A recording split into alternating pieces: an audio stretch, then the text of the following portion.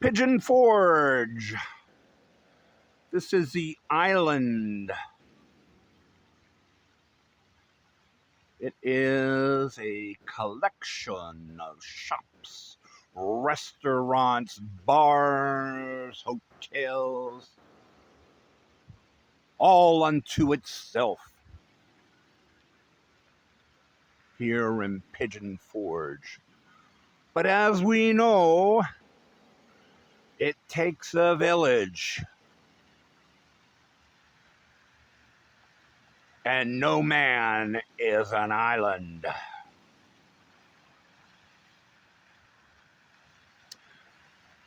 About a week ago, my family dropped about $200 extra into my account. And I was more than grateful, happy. I was going to make it in Knoxville to payday, the 3rd, when I get my Social Security check. But hey, now I got $200 extra. And, let me say, life in Knoxville can get very tedious once you've seen the 1 or 2 attractions in Knoxville there is to see, So the great thing about Knoxville is that you can pivot from Knoxville to places like Pigeon Forge.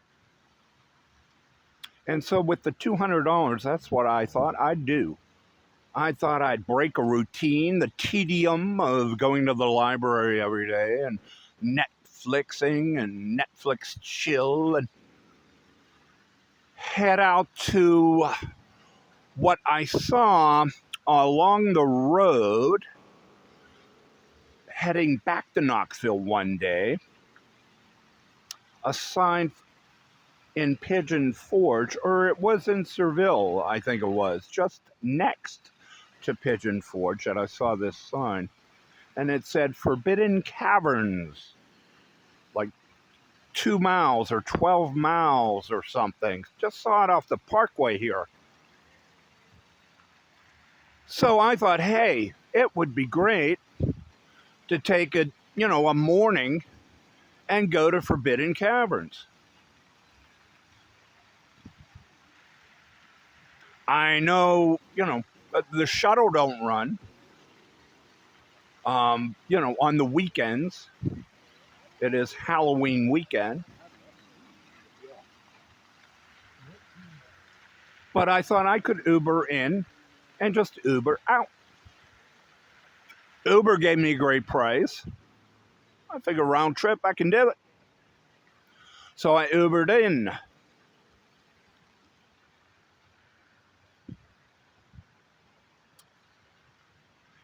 And I went to Uber out, and there was no Wi-Fi at Forbidden Caverns.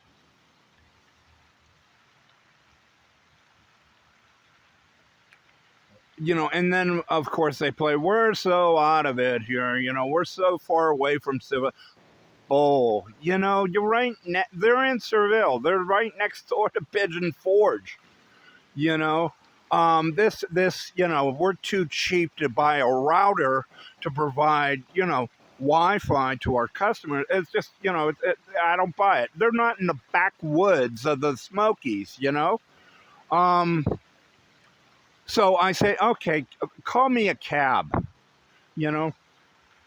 So, the girls get on the phone. They're going to call a taxi, okay? And, somehow, lift me out of there and back to Knoxville. Well, they start having problems finding a taxi, okay? Phone's not answering, restricted calls, it's like, we're so far out here that, we don't have a landline. We can't use a landline here, a Forbidden Cab, whatever crap, okay?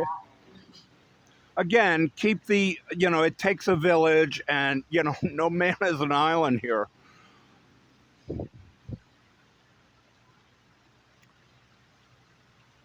So I decided to go out into the parking lot, and I'm going to see if I can, grab a ride in the parking lot from someone who's headed to Knoxville. Okay? That's what I do. I go out and I'm going around, as people come out of the caverns and head to their car. Hey, can I give you $50 to take me to Knoxville? And no one's accepting my offer. I can't figure out why these people are being so rude. There's room in their car, but they don't want to take me to Knoxville.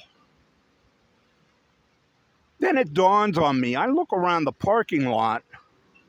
Every car in the parking lot is from out of state. They're all out of state. It's Halloween weekend. They're tourists.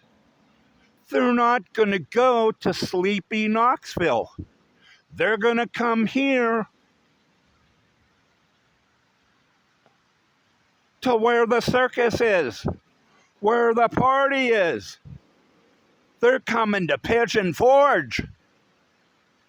Whether they're couples or whether they're family, it's Halloween weekend in Pigeon Forge. So while they were polite, it was really my ignorance. We're right next to Pigeon Forge, and why are these people not?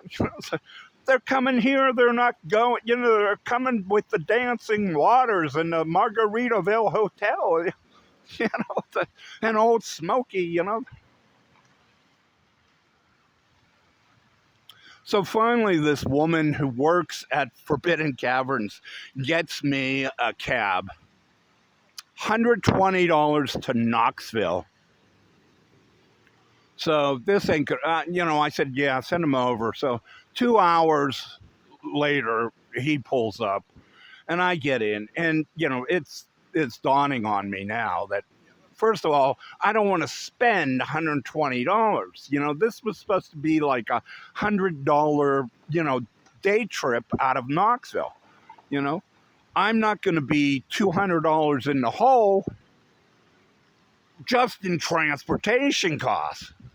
So I say, so we bargain. He takes me here to Pigeon Forge. I figure from here, first of all, I'll have Wi-Fi.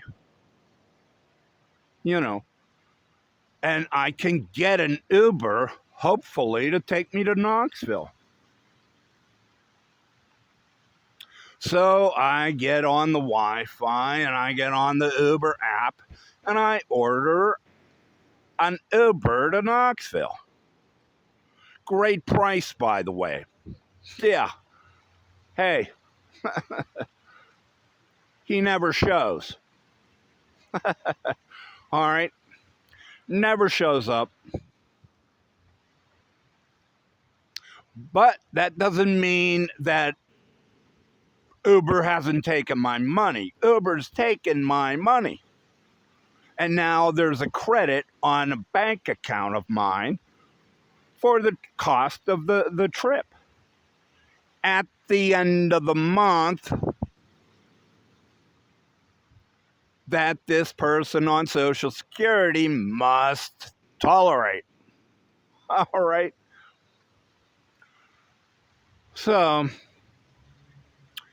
and also I should add here, they gave me a cancellation fee. They added $5 for a cancellation fee for a ride I did not cancel. They canceled.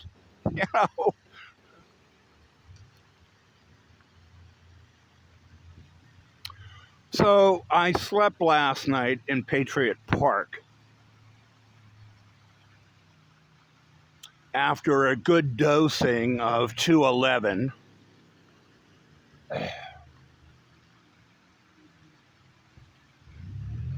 Remember Connecticut?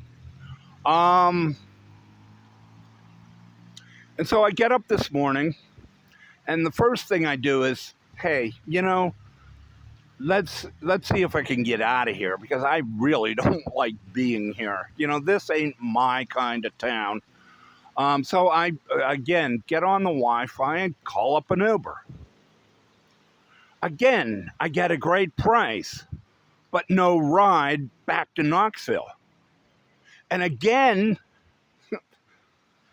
Uber has my money, and it's out of my account, and it's credited, pending whatever's pending. So now I got 2 Uber trips with about $60, $70 in the bank that's pending here at the end of the month on Halloween. You know? And I don't get paid, I don't have a poverty pension. I don't get paid on the first like all the locals do, get their cigarette money and pay for their boarding house.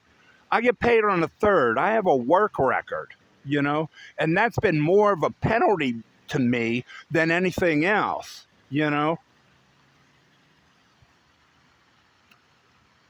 So, kids, the moral of this story is it is people helping people.